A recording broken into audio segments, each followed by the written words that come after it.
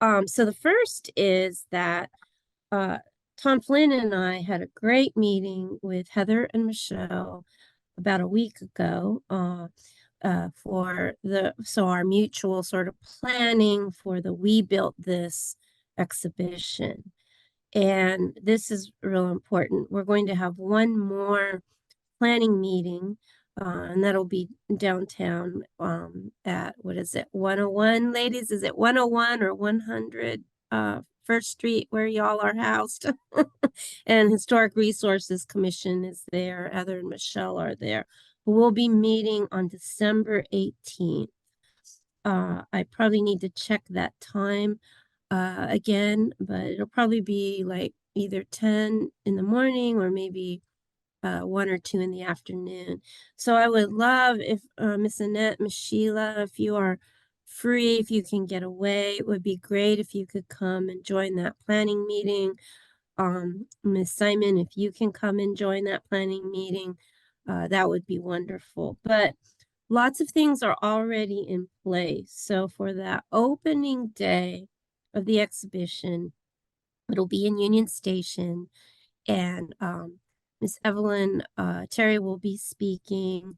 Mayor Pro Tem Dee Dee Adams will be there, and the exhibition, the actual, what do you call it, panels that are part of the statewide original exhibition, those will be on display that day. So it'll be the Friday, I think, of the first week in February. And so by January, we'll make sure to get all those dates out, right?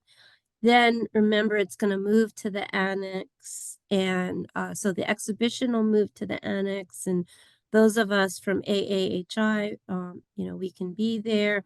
Right now, there are no community-wide events scheduled for when the exhibition moves to the annex.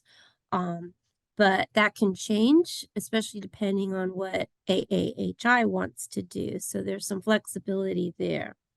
What's exciting, the newer updates are that once the exhibition moves to WSSU's O'Kelly Library in March, we'll have several weekends where we want to have community events of various kinds. And again, this is where your input and your participation will be so important. So right now we're looking at least one event, either on a Friday or a Saturday, and it could shift back and forth. But Mr. Flynn, who is not here today because he and I just came out of the Mapping Prejudice first steering committee meeting, which I'll talk about in a minute. But he's going to be arranging all of the sort of parking and logistics with the library for that. We might move the very last event over to the Center for Design Innovation in coordination with the Spatial Justice Studio over there and with Dr. Russ Smith, who's my colleague. So what we're thinking about for those We Built This March events would be to have some panel presentations and discussions, as well as maybe one kind of theme for each of the events that would really highlight the student work, as well as whatever contributions AAHI members want to present. I should say too that the people appointed to the Historic Resources Commission, they'll also be likely organizing some presentations on particular places or builders. So as I learn more about that, I'll update you. But here is actually what the students are most interested in, our current interns. So we have Nicole Townsend, and she wants to work on St. Benedict the Moor. She's already working on this, and not just the church, but also the school.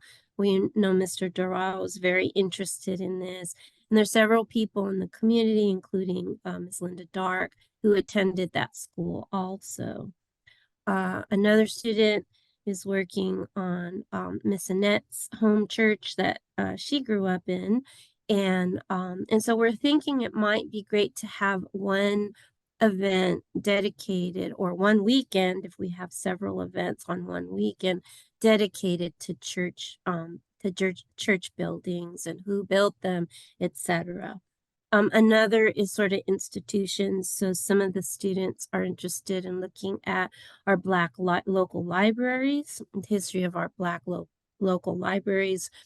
And this relates to some of the evidence from our local historic markers. At least one of our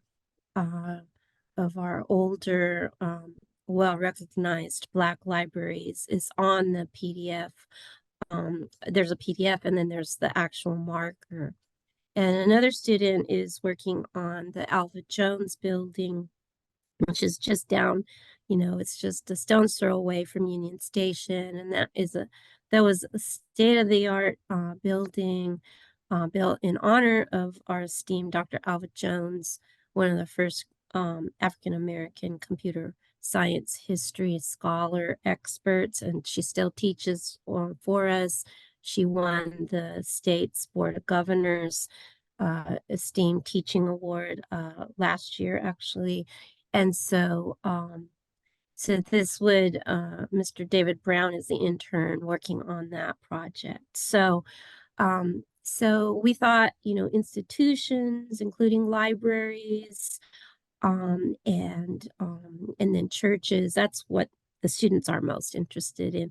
Also, another student is working on the original Atkins High School. She's been actually working on that project for well over a year, and I know some of our members attended that high school, and so that would just open up lots of opportunity for oral history stories that could be shared from within our own or from our own committee members with the students that could get recorded and put into our digital archive at Digital NC, but also we could then have, a live community event for these stories to be told. So that'll be great collaboration between us, possibly other members of the community, and then the WSSU interns. So really looking forward to hearing your thoughts and what you would like to see happen with all of that. And it's going to be a pretty big deal. Other thing is that Mr. Flynn took the step we were talking about bringing in speakers. This is something that Councilperson Scipio had recommended. She had the names of a few architects who either grew up here or live here now and are working locally, developers, etc. And Ms. Martha Hartley shared the name of a number of not only African-American architects and planners, but also some groups that are working locally that have a reparative justice planning identity and aim. And so we're not sure when we invite people if they'll expect an honorarium or not. We're hoping we could invite some people that are experts and they would speak for the community. But we are trying to seek some funds from the Provost's office since those March events will actually be, taking place on our campus. And so I know for AAHI, we don't really have a lot of actual financial resources are at our disposal. So this collaboration with WSSU could lead to some support in some way as we invite the community. So that's what I have on the We Built This. For the Mapping Prejudice, very exciting. You might remember that Councilperson Scipio had said to us when we were initially discussing We Built This, that she was hoping that at some point we could organize an event or multiple events and discussions talking about moving forward into equitable housing development, building development, and equitable Black spaces, repairing, the justice. We want to talk about that in terms of the past, but we want to look forward to the future. And so Mapping Prejudice is a new project that is really going to focus on this. So it's great that we're going to collaborate. That we had our first implementation committee meeting today. And so what I want to say is that I'll just throw out a few names of people who are now on the implementation committee, but I'll say in advance that there would be opportunity if, again, if AAHI, once we have a quorum, decides that we will formally support the Mapping Prejudice project, that will be great. But also, each one of us could participate in the future as a citizen. So there will be eventually a citizens advisory committee, and so each one of us could be part of that committee. But people who right now are involved from the beginning in this implementation stage are Reverend Willard Bass, Professor Scott Shang, who Ms. Wanda and I met when we discussed the Weaver Fire. So he's a law school professor at Wake Forest. Stephen Stills, who is a PhD in sociology, who now I think is in leadership at the Forsyth County United Way. Dr. Mike Wakeford from UNCSA and USE, Kirk Erickson, who actually is from the city county planning department, and then a few of the other groups that will be involved will be Historic Resources Commission and the Neighborhoods for Better, or Neighbors for Better Neighborhoods. So I don't want to go into too much detail. There's so much about this project, but the more that we as a group and we as individual citizens can be involved, the better. We will be using the reparations resolution that the city put out over 3 years ago that names AAHI as the lead group to write and put out the city's new formal history on our Black community. And that is supposed to be with a focus on redlining, gentrification, urban renewal, etc. And so, through the We Built This, we can focus on celebrating what African Americans have created in terms of built spaces. But through the Mapping Prejudice project, we could look ahead and think about real reparative justice, using the knowledge that will be learned at a community collaborative level to really stop the injustices, the harms from the past, from racial covenants that, along with redlining, did so much damage to the African American community locally and nationally. But there will be money and funding coming even from within the city, and we'll be seeking funding from outside partners, possibly up to about $100,000. And so this would be focused on really doing things, real reparative justice and real advocacy for the people in our community who continue to be harmed from the redlining and the illegal racial covenants. So it'll be a 2-year project, and we will be moving into a memorandum of understanding with the deeds office, the county deeds office, so that the deeds can be pulled, so that they can be analyzed to see where we can find the illegal racist language that was used. Also, we'll be joining formally the University of Minnesota, which started this mapping prejudice, and they have resources, for instance, I think programs that will help us to look through our local and county deeds. So lots of great stuff there. And again, this aligns so well with what Councilperson Scipio said about how we could really build off of We Built This, to not only tell stories, but to make some real difference in moving forward.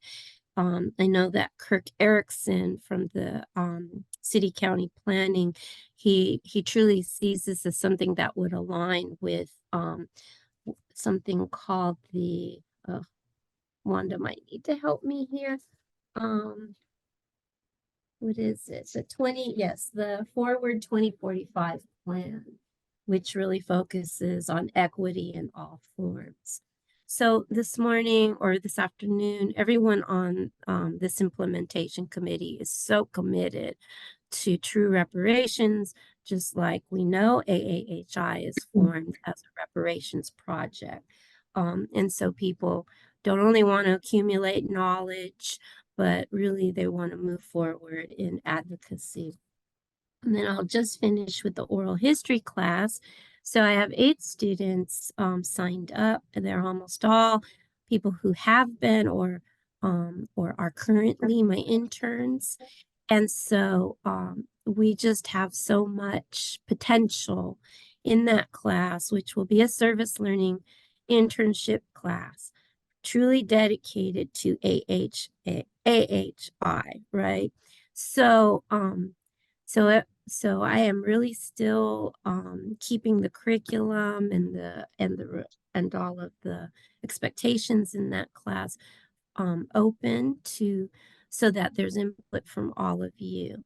But we will be able to, for instance, invite people in via Zoom if they don't want to come to campus. And then I can bring students to sites so that we can interview people in the community. But that class is really organized to be a service learning course, totally dedicated to the mission and vision of AAHI. So I look forward, to working with all of you and city staff in just taking advantage of making that particular group, to working with that particular group of students who already are very knowledgeable and have already been doing a lot of research and writing on behalf of AAHI. So those are my updates. So I believe we may have a few updates from the city, maybe from Miss Simon. And then we can just use the rest of our time to brainstorm. Miss Wanda, do you have any updates? No, Chair Villa Gomez. I would defer to Ms. Simon as well. Thank you. Thank you. All right, just a couple of things. I have sent the updated flyer for open house to you, so you should have that in your email very shortly. Please note that the time is now 12:30 to 2:30 instead of 11:30 to 2:30, so we pushed it back an hour. Ms. Wilson asked a question if you had the RSVP. No, you do not. It is that kind of a moving open house kind of thing. So come by and say hi, and you can get back to whatever it is that you have going on that day or that you have scheduled. The other thing, Chair Villa Gomez, I did reach out to you, and I think you reached out back to me about getting these interviews set up, and I was out of town. So I guess the biggest thing is what's the next date that we can look at with at least setting up 2 interviews? Yeah, thank you. So the course with the interns from this semester is essentially over, and I'll be meeting with them this Friday, but really to finalize their papers, which will be, you know, foundational to whatever they do with We Built This next semester. And of course, again, I think that Miss Annette and Miss Sheila would both be able to maybe zoom in with those students to give oral histories that could be incorporated into the papers that they're writing right now.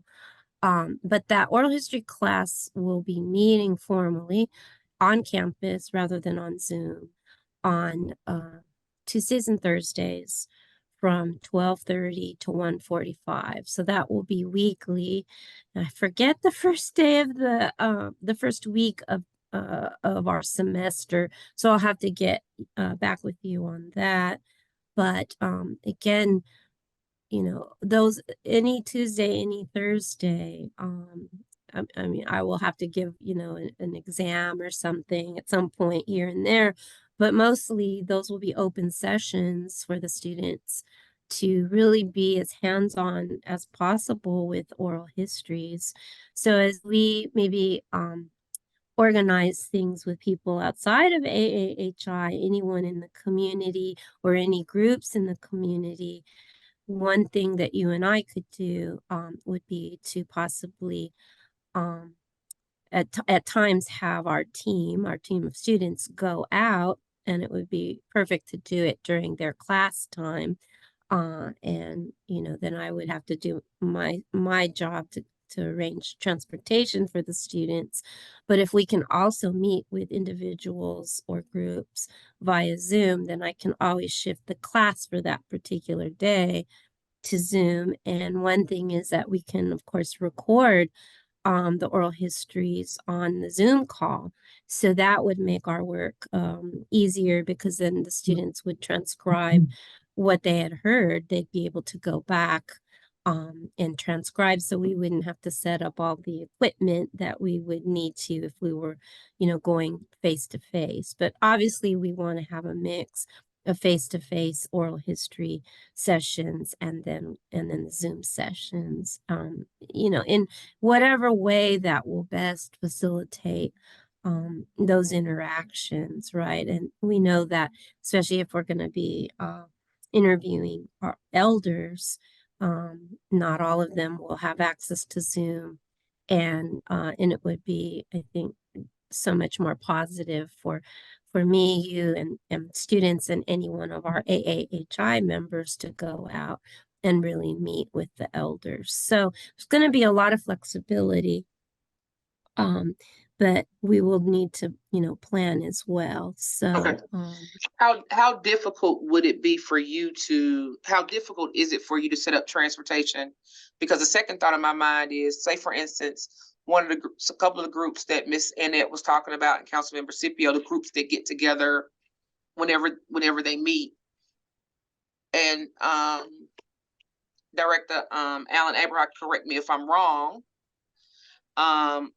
would we be able to, if Dr. Villagomez has trouble setting up transportation, maybe we could assist with that as well?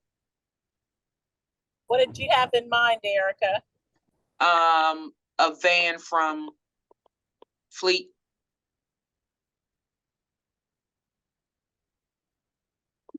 Okay, and they would transport whom to where? Well, I would be responsible for getting the students to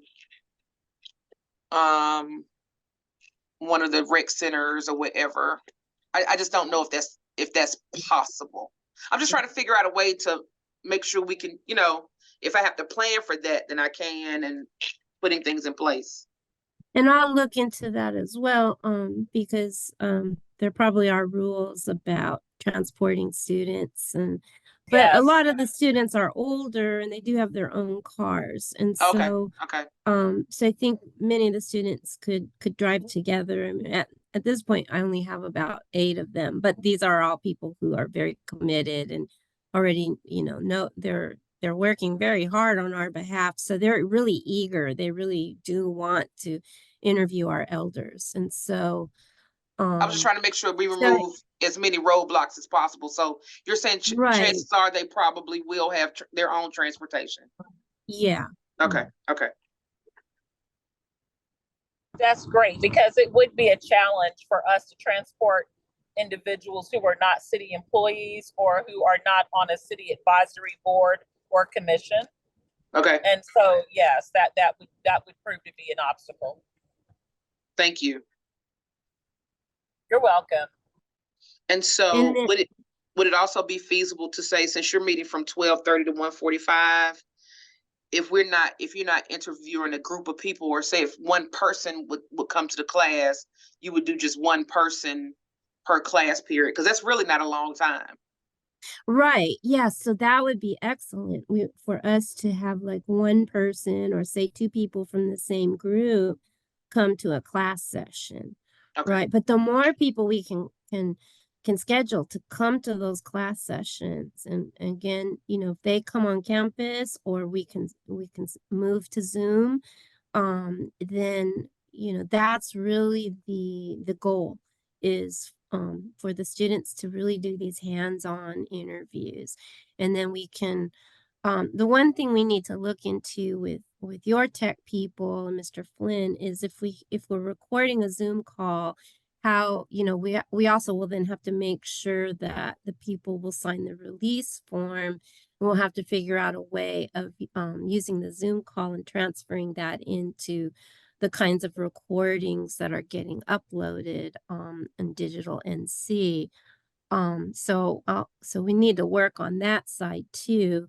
But that shouldn't be too difficult. I hope that won't be too difficult if we already have the recording. But we'll also make sure that we have whoever we're interviewing signing those release forms so that we can get those recordings uploaded on the AAHI Digital NC site as soon as possible. I also know that if we have Tom Flynn do the recording in O'Kelly Library, and the archive in O'Kelly Library where he has been doing interviews, could certainly accommodate all all the student interns, you if you're there, Miss Simon, anyone from AAHI, and then any community member, and then he would be able to again, as long as they sign the release form, almost immediately put that recording online. So that would be another way to really sort of logistically streamline, would be to schedule it with Tom, who's going to try to at least co-teach the class some of the time with me. And if we can record right in the O'Kelly Library archive, and he does the recording and teaches the students to do the recording, then we could really expedite uploading these histories Okay. for AAHI. So what I'm hearing either is, if we do it on campus, the best place to do it is O'Kelly Library, Yeah. or if they're one of those groups that we can interview at one time, we would just the students would transport themselves to Haynes Hosiery to interview a group of people, and that may be because we would do it during their meeting time, so that just might mean we have to do it more than once. Yeah, if it's a big group. right. And then even if we don't do it in O'Kelly Library, if Tom Flynn's not available, he usually can organize and schedule somebody from the library to come and do the recording. So then you could come, but you wouldn't necessarily then have to bring the city equipment. And then whoever comes from the library to do that recording could give it to Tom right away. And we would make sure to have the forms, so whoever's being interviewed would sign the release form. Gotcha. Okay. And then just going back to your class that you're going to meet with them on Friday, this last class. This last class, yeah, but I believe it will meet at 10 instead of 1 because I have an obligation on campus in the afternoon. But they're really going to be focusing in on the last phase of their research on their We Built This either person or place. So people are welcome to come. It's that same Zoom link that I've shared with everybody throughout the semester. You're certainly welcome to come and meet the students and hear what they have to say. But we'll only have an hour, so there won't be any time for interviews that day. Okay. Do you know when, and you said, do you know when this spring semester starts? That I have to look up. It's usually about the middle of January. I'll make sure that I send that out. Okay. And so we'll wait on that from you, but then we'll be ready to start as soon as, I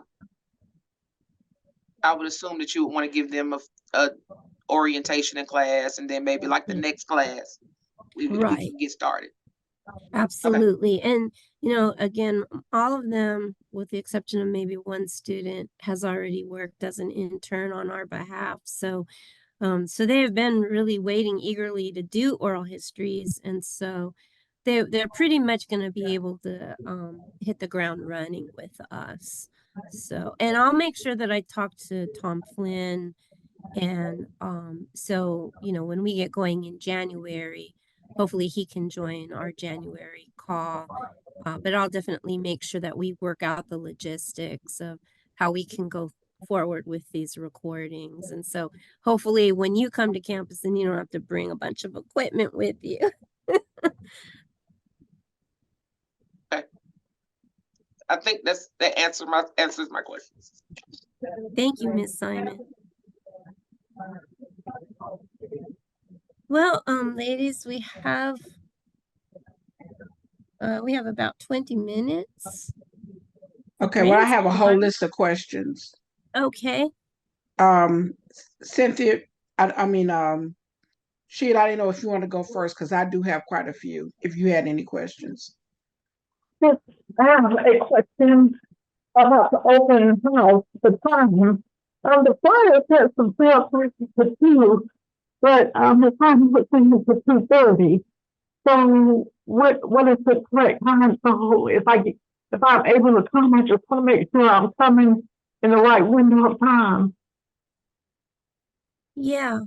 I couldn't quite hear you. I'm sorry, Sheila, but yeah, I mean, I just would love, the students will love working with you and Miss Annette, and Robert and any of the others of our committee members.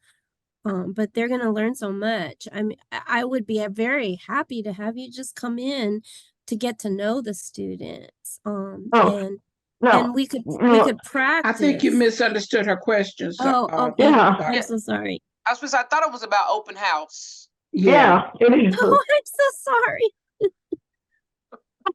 So were you asking about the new time for open house? Yeah. Is it 12:30 to 2:30 or 12:30 to 2? 12:30 to 2:30. Okay, because the flyer says to 2. Oh, So wait a it's minute, to 2:30. 12:30 to 2 then. Whatever the flyer says. Okay, it's to 2. Okay. I'm so sorry. I am having a problem opening the flyer. I'm not sure why my computer won't let me open it. So I had to update it, and it was really, really small. Okay. So yes, whatever the flyer says. We just had to move it back an hour. Instead of 11:30, we started at 12:30. My apologies. Okay, thank you. And I'm so sorry, Sheila. I didn't mean to confuse you. I was No, having that's hearing.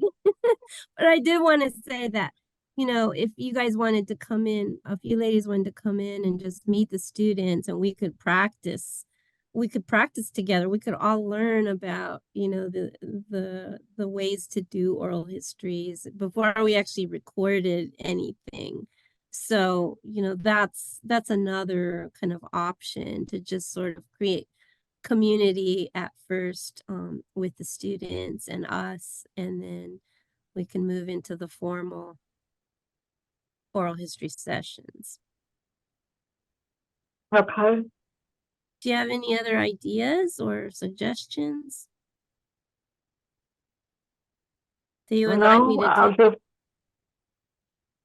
Anything for the December 18th meeting? And again, it would be great if you could join, and I'd be able to give you the meeting time and place. But if you have any ideas, before then, just share them. You can email or call me and let me know what you would like me to Okay. take at that meeting. Okay, I sure will. Okay, it's my turn. Yes. Okay, so the December 18th meeting, we've been through so many different dates. What meeting is that? That is the one meeting with which committee? So that is the meeting with Michelle and Heather from Historic Resources Commission to continue planning the We Built This. Where is that meeting? And that meeting is at the Historic Resources Commission. What is their address? Is it 100 First Street? What I can give commission? the Historic Resources Commission. Yes, And the it's building in the went- it's in the planning department, Erica, across the street in Right, across okay. the house for the Stewart building. Yeah. So 150, Pardon me, Sheila? you said, what was the address? If you said 50, 100 First Street. oh, first, And I'll make sure I get that address sent to you and the okay, time. because I don't know what that is. It's right across from where you pay your water bill downtown. Right there near the city hall, but just a block over. So Yeah, downtown, I'm sorry, I'm okay, okay, we can They get you. change stuff and cross. I'm so crossed around when I do go down there. I don't know where I'm going. Okay, I can always come pick you up, Miss Sheila, and take you and then drop you back at work or whatever. So don't worry. Okay. We'll work it out. Okay. is that normally a morning or it's not an evening meeting, so it will be during the day, just so I can You know what? block off my time. I can actually look it up really fast because I've already RSVP'd. Let's see.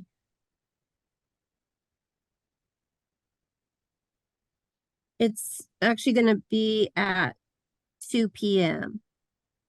At 2. 2 p.m. Yes. Okay, and I want to get clarification on this is planning for the We Build This exhibit, correct? Correct. Okay, and the focus of the We Built This, is it the focus twofold? Is it on the buildings themselves and the architect type thing, or what is the main focus? Yes, it's the building and the builders. Building and the builders. Okay. And I can resend the official link from it's the North Carolina Historic Preservation, because I believe they were the original developers. I can go to their website. You don't have to send it. Okay. And the reason I'm asking all these questions is because the exhibit in North Carolina, I think, starts the month ahead in Salisbury. So we, as a church connected to Livingston, we had received an invitation to go to Salisbury. So I was trying to convince them that no, they needed to wait and go to Winston-Salem.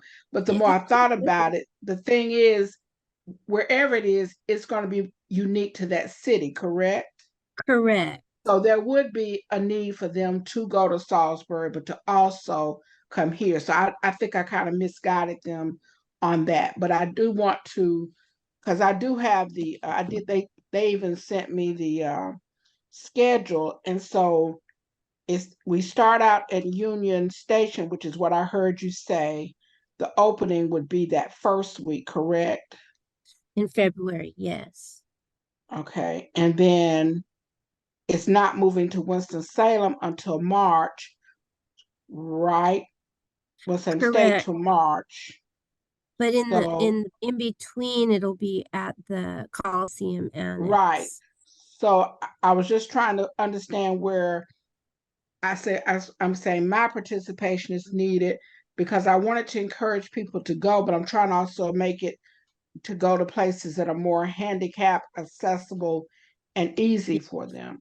So that was just, and coming to the library can be kind of cumbersome if we're in Winston State versus going to the annex or something else. So that's why I was just trying to understand what my involvement would be, because for some of them, they'll only go if they'll say, well, are you gonna be there? That kind of thing, you know. Right, yes. I know it, A&T hosted it and their students did work. I just found this out because I had to write a report.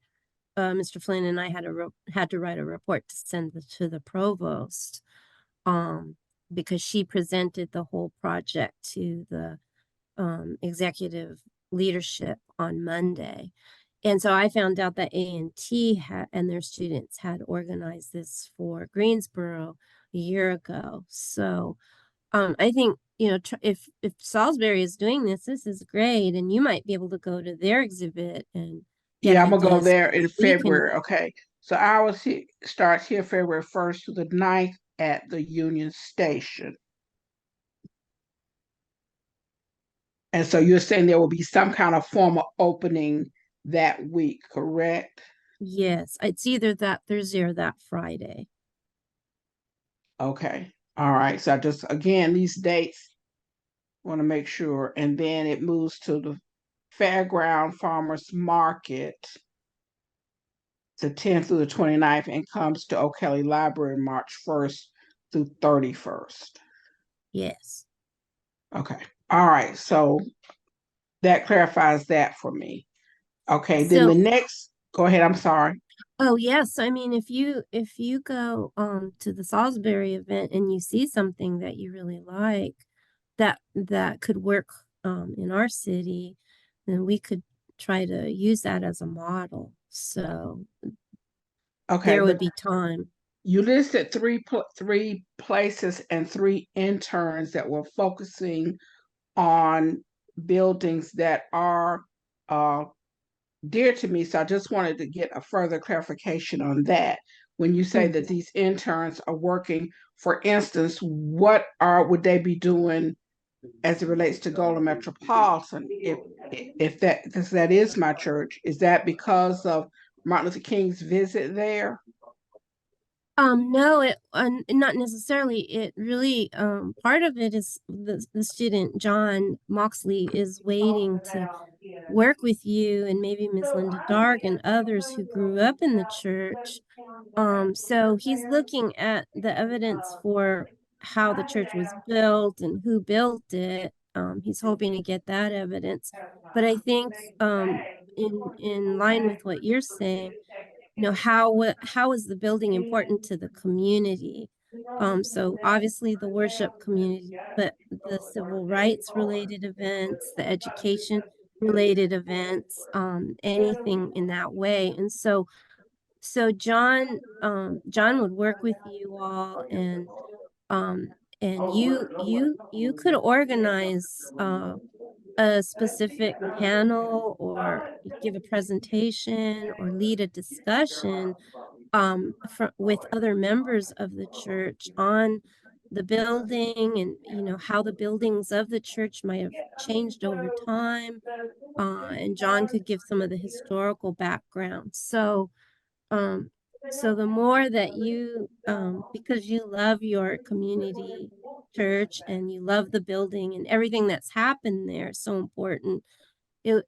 Whatever you would want to do is how we would go. So you would really take the lead on that. Okay, and the reason I'm asking for clarification is because that our church, it does have historical significance, but it originally was 4th Street Baptist Church. We did not build the church. So I'm trying to make sure we get clarification on that. But there is Gola Memorial AME Zion Church, which is on Patterson, that was built by the African American community. So I just want to make sure that we're on the same page, the page and the right page, I guess, as it relates to the 2 churches. Well, I know the 2 churches started out as one church and then split into 2 separate churches. Right, but yeah, but I'm just saying, from if we're talking about the builder and the building and the builder, you might want to it should probably be some reference to both, because Golem Memorial was Golem Metropolitan was originally Golem Memorial. They had a fire, they moved to Right. 4th Street, then but part of the congregation went back.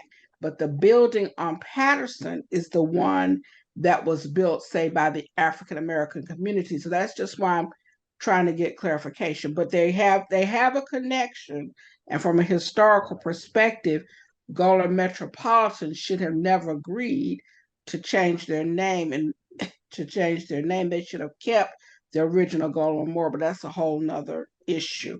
But I just want to make sure we get the proper credit for both churches as it relates to the building and the builders. Absolutely. And John actually has done extensive research on Okay. both. Yes, so Okay, and his name again is John? John Moxley, Moxley. Okay. All right. Well, if you'd have him just contact me, I would appreciate it. Definitely. Yeah, he's Okay. eager. So that will be great. And the other thing is, we know that some quite vibrant current African American churches moved into church spaces that had previously been used by a white church. And so those are interesting stories. So the buildings that we focus on don't necessarily have to have been originally built for and by the Black community. Okay, I just wanted to they make can- sure there wasn't. Okay, that's fine. And then the next thing you talked about was Atkins High School, and I'm assuming we're talking about Atkins High School on Cameron Avenue. Yes, the original Okay. one. I want to Yes. make sure. And then the third one was, let's see, what was the other one? Atkins. Oh, and the library. That would be what was originally the East Winston Library, but now is the Jordan Malloy Heritage Center. Yes. Okay, and I guess my concern is that when you call the names of the different things and all these things, that we are involving the people that still have a vested interest and the reason I say that, I work with the Atkins Alumni Association, and I know we haven't been contacted as it relates to anything that deals with this project. Not to say the school system hadn't been, or the principal, but I know we're trying to revitalize our alumni association. So to me, that would be important for us to have this date on our agenda and share our stories, because we do have alumni back as far, I think Dr. Newell is one of our, if not the oldest living alumni, but there are others that are still currently in their 90s that are still living, and on up to the present. So I just wanted to make sure the Alumni Association was involved and as well. That Not would be the perfect. individual classes, but the Alumni Yeah. Association. Okay. So that's, I think, also what Heather and Michelle were hoping, is that whichever community groups are directly related to these places, that they would take the lead. So again, I'm gonna if you try to be want, sure and come to that meeting. Okay. yeah, That takes and okay. they would be so happy, and so then basically you and I would just support you, and you, along with the rest of the alumni, could do what you want. We want to keep those kinds of events open so that the community can be involved as much as Right. And I think they would want to be, but again, I think it's important to have them be on as much of the front end as you can, versus just an afterthought and they just get an invitation and then they didn't know anything, that kind of thing. Right, So absolutely. So if you can tell me, and if you can come to that meeting, I'll come. I'm putting that on my calendar 18th, now. Okay. Because then we can set a date. We can set that day in March and the time that would work the best. And that would be a great time to get the oral histories from some of the alumni and everything. So okay. or to And identify alumni who would be willing to do oral histories. We may not be able to do them all during that time, but at least make that connection. Okay. and Yasmin Cornelius, who's the young lady who's been working on Atkins for a few semesters now, Okay. she just moved. Her husband's in the Navy and he got stationed back in Washington State. So she won't be able to ever join us in person, but we could schedule some Zoom meetings with her. So for instance, she won't be able to present her paper Okay. in person, but she could work with you and the rest of the alumni association in a strategic way. So she could write a paper using she could expand her paper using your oral histories or stressing the kinds of things that you as the alumni group think are really important. And then somebody from like maybe you would want to read her paper at the event. Okay. All right. That's So good. that event would be really open to how you all would want to shape it. And I would like to see something where we bring in the alumni association to one of these sessions as an alumni association. I mean, to one of these tours as the association. So that's what I was trying to get to. And then that would be great. the third one for the Jordan Malone Heritage Center, to make sure that the Friends of the Library are involved, because that is a group that's very much interested in preserving that institution. So the Friends of the Library, that is really important. Okay, I'll make sure, and I'll have the intern contact them, but then okay, and I can give you that information. All right, and then the last question I had was related to the other project, the comparative justice and the reparations, all of that. Did you get an email from let me look up his name, because Linda Dark reached out to me and wanted to know if I had responded to an email, but I never received the email. It has my name in the sent to, but I never got it, and I wanted to know if you had gotten it. Hold on 1 minute.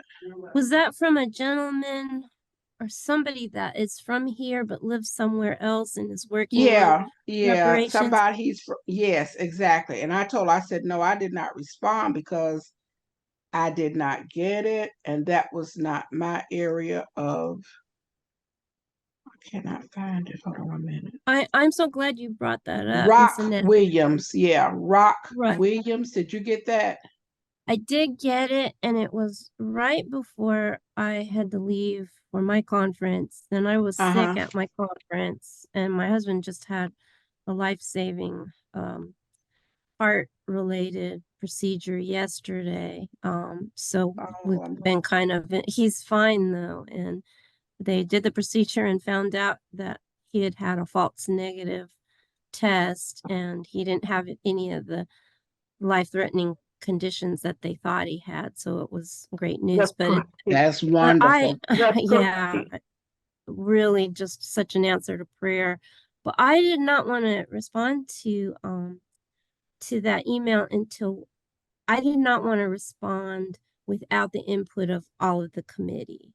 And so I didn't want to respond because I didn't feel comfortable responding. But as I said, I did not receive it from him. I received it when Linda forwarded it to me, because he had Linda's name as, I guess, still on the committee. And that, I'm assuming that question came up earlier. Has our webpage or has our information on the city webpage been updated to represent the current members? So I haven't forgotten about that email, but I did not want to respond to him until we could discuss it. So I should respond at this point and copy everybody, and just I think that this person is a real activist and wants to start doing a lot of activism related. I was not comfortable responding as well. But I thought when you mentioned the comparative justice situation and what we will be doing, we could just let him know that we will be working on this later and, and have more information at a later time, whatever. Thank you for that, because yes, I was also trying to figure out how to nuance a response, and I didn't want to speak on behalf of everybody until we had Right, at least been 'cause able to discuss it here. So I think that's how I would handle it, because I don't think we're at a position, particularly with our lack of participation and being able to have a quorum, to actually respond. But I think we should respond to him so he won't think we're just ignoring him. right.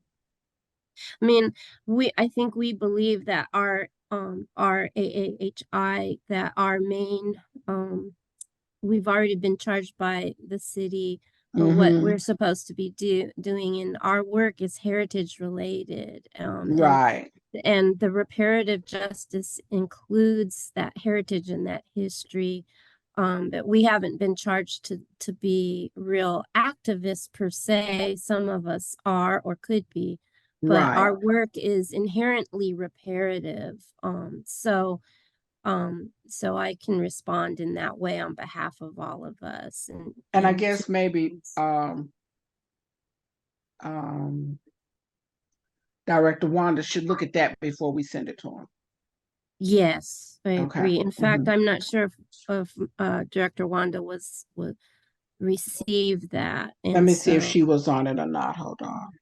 I'll be happy to look at the draft response, Chair Villa-Gomez and Ms. Thank you. Annette. I'll be happy to do that. I was trying to rack my brain too to remember if I'd seen anything like that. And it was like the first part of November when Linda sent it to me. So I'm trying to pull it back up, because as I said, I did not get it from him. I got it from Linda Dark, and it was the first part of November. Okay, well, I think that the response that you and Chair Villa-Gomez just discussed sounds very appropriate. And because, of course, as you all have stated, this is a work in progress, and I agree that the charge is not to be activists, but the charge is to be restorative, just as Chair Villa-Gomez said. Oh, okay, that sounds good.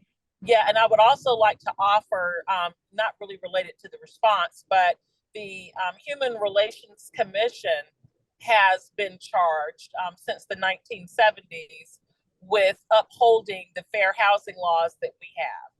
And so, we have the federal fair housing law and the state fair housing law and our local fair housing ordinance or law. And so as a part of that, redlining and all of those types of things would fall under that umbrella, because what we do is we enforce any and all forms of housing discrimination protections on behalf of our local community. And so when we're talking about things like reparations that touch on housing in any way, then I would definitely like to see the Human Relations Commission partner with you all. And I feel like they would probably be enthused to do that. And that is what they do. And that is what we do as a department, a part of what we do. And so just wanted to make sure that I put that out there so that perhaps a couple of Human Relations Commissioners may be interested, Chair Villa-Gomez, and maybe joining you at some of the meetings or with some of the discussions on that project. Thank you. Wonderful. And that is exactly what Dr. Russ Smith said to the implementation committee this afternoon. Earlier, he said, who else should we invite? So, we have Mr. Erickson from the planning department, but I think that what you just told us, that's equally, if not more important, because they've been dealing, members of the commission have been dealing with these issues since you gave us a date. So what was that initial date in enforcing fair housing? Oh, that's been going on since the commission was created in 1978, but the enforcement authority along with HUD was not until 1980. Okay. That's so important. And this would just, that really is, I can just envision this collaboration that AAHI will be part of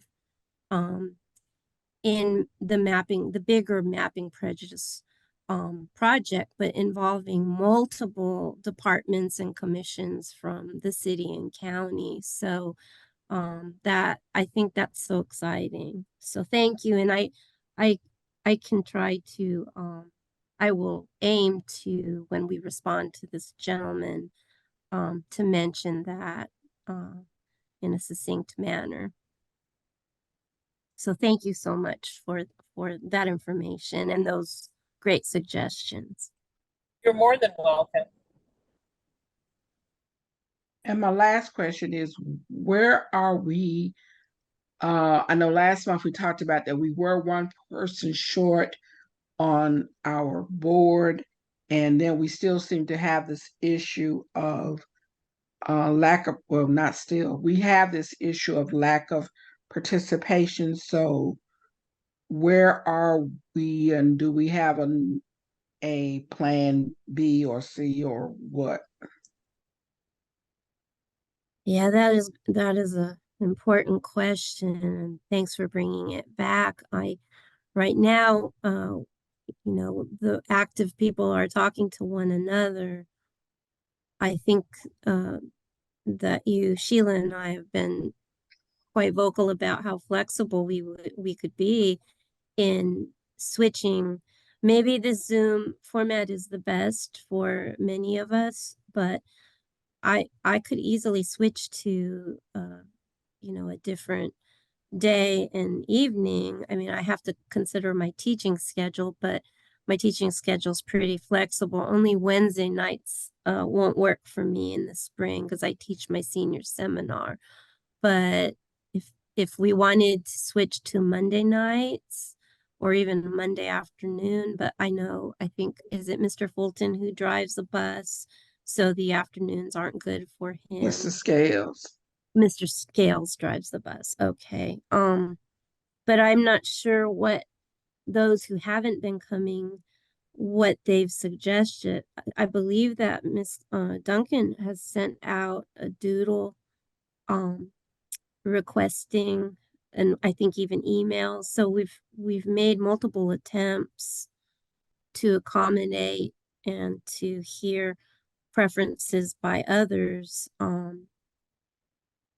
Miss Annette, Miss Sheila, do you have any suggestions for some other ways? I also believe Miss Duncan has called people frequently to check on them, and so I feel like we've already done a whole lot collectively to hear what people's needs and preferences would be, but And we Chair really want to Gomez, get people in. Yes, ma'am.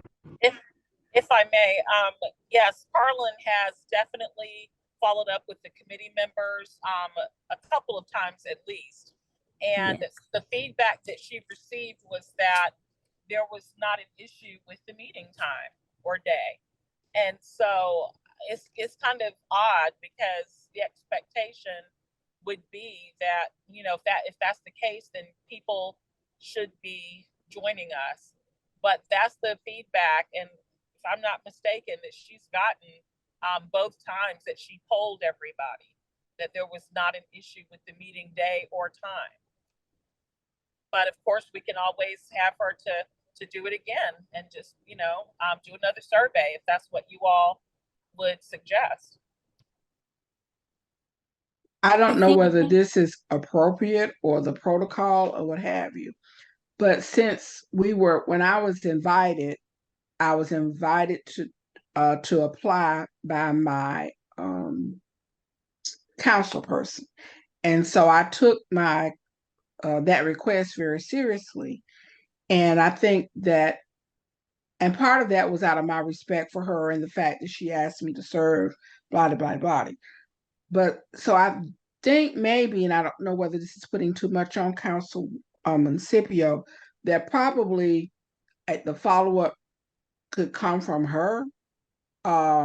in terms of maybe getting to the root. I know she worked with most of them, some of the ones who are not participating now, who were initially at the meetings when we in person. And I know that COVID and everything has kind of changed how we do things in person. And I know meeting at night, as I personally have gotten a little older, or I'm less prone to go out at night, but I'm flexible and I have someone that can drop me off at the meetings.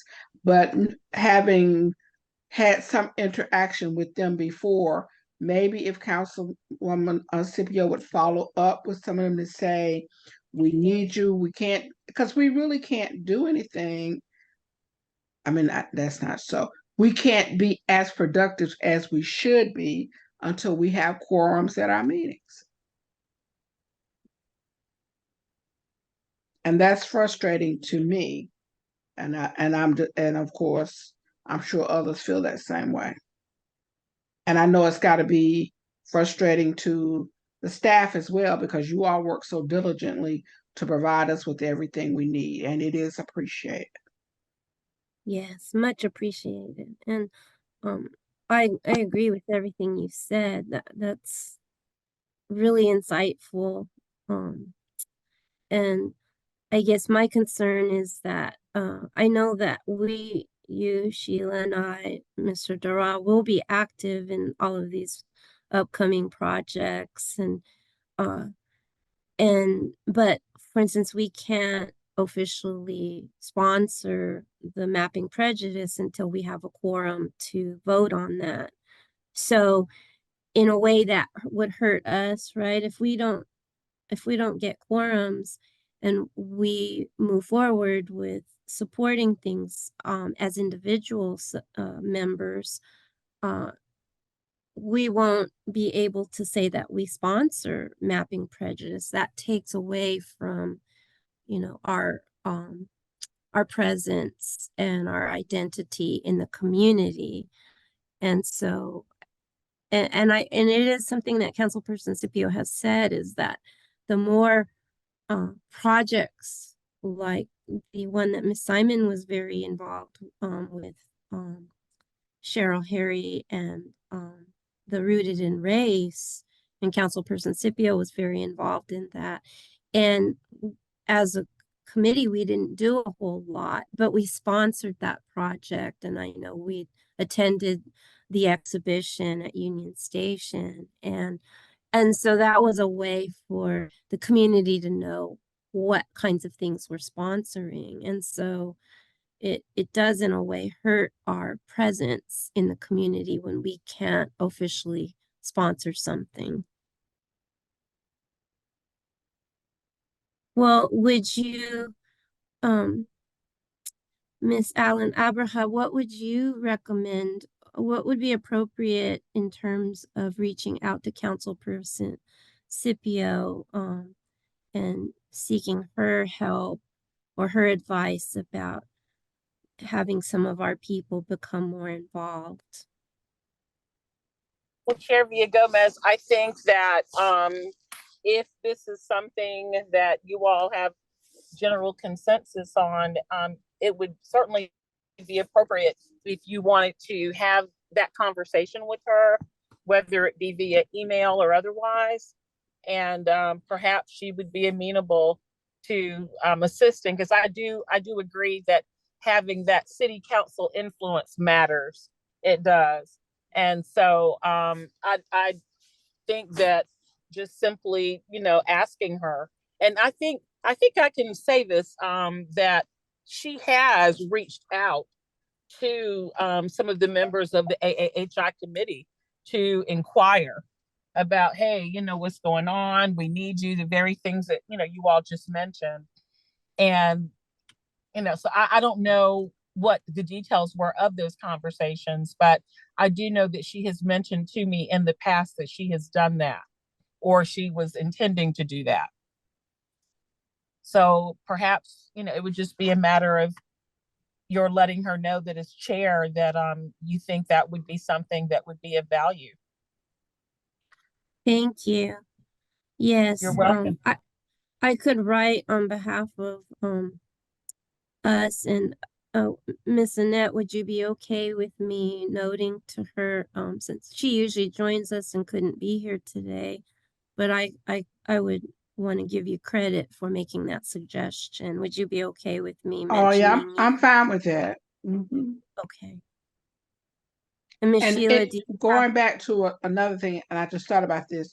So while your interns are not available, um, because of the break in school, if some of us who wanted to go ahead and do our oral histories, would you be available to conduct them, or if I wanted to go ahead and do mine, I have a conversation with you, or what? well, so truthfully, I'm in Oh, grading yeah, I know this is a marathons bad time as for the you. I finals. take that back. Mm, I withdraw that. This is a bad time for you. But, Okay. but, but, I, Maybe the first my, of the year. yeah, I'll be back. I'm Okay. going home to Christmas in San Diego for the first time in years and years, and I'll probably be leaving around the 21st or the 22nd. So we could get together at that point, possibly. You could come over to Winston-Salem State and maybe have a conversation with me and Mr. Flynn to get us going, I just because think you we and got to do something because we're just yeah, on, and I know I I'm just mean, as guilty as the next one for not doing mine. So I would like to do that the first of the year and cross that off my list. yeah, I mean, I think that you have so much to share. I think it would be hard to just get it all in one session, and so maybe we could schedule several, and it doesn't necessarily have to be during the class time either. We I'm could have you do flexible. one Okay. during the class time, and then you either Tom and I could meet you somewhere, or you could come to the archive and we could do those there. And the same thing with you, Miss Sheila. If you wanted to come to one class session and then come over, we could either meet you or you could meet us, and and conduct several sessions. Like, for instance, Miss Annette, you might want to do one session with us about your church, growing up in your church, and focus on that only. And then another session that would focus on the Alumni Association as an organization. And then on the school separately. There are so many levels, your neighborhood. So we could have you do at least one oral history for each of the categories of collections that AAHI has, because I think you have at least one great story for each of those areas. Okay. Well, we'll And just, so that would be great. when you're available in January, just let me know so we can get started, because every year we said we are going to do something during Black History Month and we wait, and now here it is December, and we, other than the first time when we had our kickoff and introduced ourselves to the community, we haven't done anything as a committee. Not to say we haven't done anything as individuals, but I just feel like I just feel like we are in limbo in some respects. Not all of us, but in some respects. So And I look forward luckily, to doing that. yes, me too. And fortunately, we had a quorum when we did vote to participate and sponsor We Built This. So I really see We Built This as our big opportunity to show the community who we are and what we're doing, and to share our stories. And that's why everything that you want to see done and all the stories you can contribute will be so valuable to whatever events we organize. So that's why we can still do something for February if you like. It we have flexibility there. So All right. Thank you so much for entertaining all my questions. thank you so much. I knew you were going to have wonderful things to say, and so thank you so much. Well, we've gone over almost a half hour, so I think we can bring our December meeting to a close. So there weren't too many of us, but this was a very productive and interesting meeting. And thank you for everything you've all suggested and all the information that you've shared. And so I'll follow up, and I'll send the email to Councilperson Scipio. I'll also draft our response to the individual that is working on reparations. Okay, And thank you so much.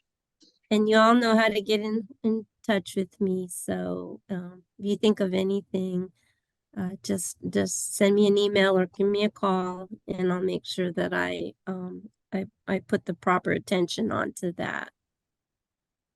So if I don't see you at the reception, and I don't get to have the great blessing to talk to you, please have a wonderful holiday.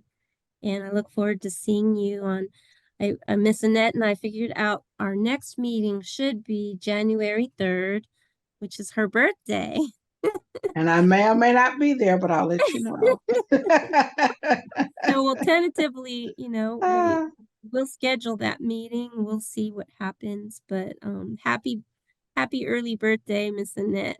thank you. But I will see you on the 18th at 2 p.m. Perfect. Okay. Thank you. All right. Great. Take care, everyone. Goodbye, and everyone have a good holiday if I don't see you in the interim. Bye. Bye bye. Thank Thank you. you. Bye. Happy holidays.